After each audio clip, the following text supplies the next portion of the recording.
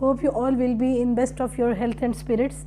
We today discuss the great life of Prophet Moses, peace be upon him. As I have told you earlier, he was raised in palace as a prince, but then God had his own plans. He chose him as a prophet, and God fulfilled his promise with his mother, and he returned the child to mother. He was brought up in the palace, fed by his own mother, and then a man was killed accidentally by him, and he had to leave Egypt to save his life.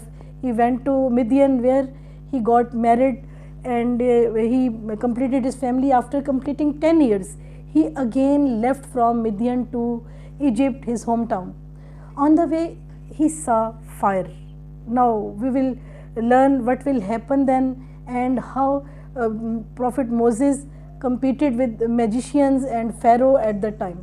When he saw fire, he came near to it, and a voice came from right side of the valley, from a tree there, that I am the Lord of the worlds. It was called to him to take off the shoes, because you are in the sacred valley of Tuva. Then God further spoke with him. God told him that he is the God to be worshipped, and there is no other God but he, and therefore worship him alone, and set prayers for his remembrance. And further God explained him that he had chosen him as a prophet, therefore he had to order for good deeds and convey this message of prophethood to people, to Pharaoh and all the Egyptians. It was appointed as his duty, and it was said to Moses that tell to people that a day will come soon when every soul will be recompensed for all the deeds. So Moses listened all this, and he asked some question to God, that he had killed a man in Egypt, and he asked that if he went there, they would kill him as a punishment. And he requested Almighty Lord to appoint his brother Aaron with him, because he is more eloquent, because Prophet Moses has some impediment in speech. Therefore he requested God to appoint his brother Aaron too in the duty, because he is more eloquent. Lord granted him all the things, he fulfilled his all the wishes, and he said that when you will go there, you will get such an authority that there will be no harm, and you will join Prophet Aaron with him as a company, as a companion. Then God spoke to Moses, what is in your right hand? Moses told, it is my staff, I lean upon it, I beat down leaves for my sheep, and there are so many other works that I take from my staff.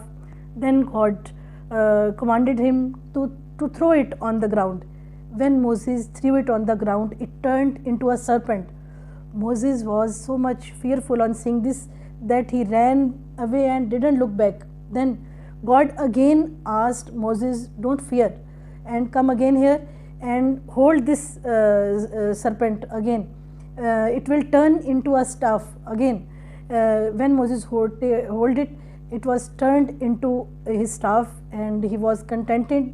Then Lord commanded him to put his right hand in his bosom, and it will come shining white without any stain. When Moses did so, his right hand became shining white without any stain.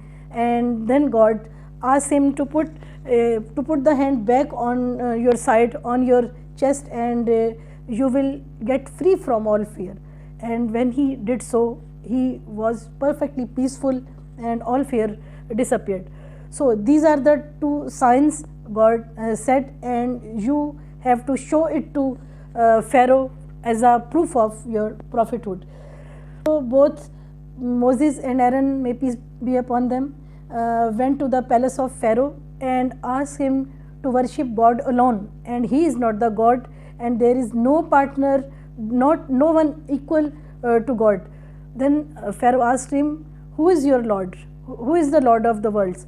Then Moses explained them, God is one, Lord is one, who has created the earth and the sun, who has created everything, all creatures, the jinns and the seen and the unseen, the animals and the birds. He is the Lord of the past and present. He is the Lord of everything here, all the creations. Then Pharaoh became very angry on it. He refused to accept this, and Moses explained him that his Lord has chosen him as a prophet, but Pharaoh didn't accept all this thing. Instead, he ridiculed him and humiliated him, saying that you were brought in this palace, we did lot of things for you, and then you killed a man, and even then you are so ungrateful that you are talking so against me.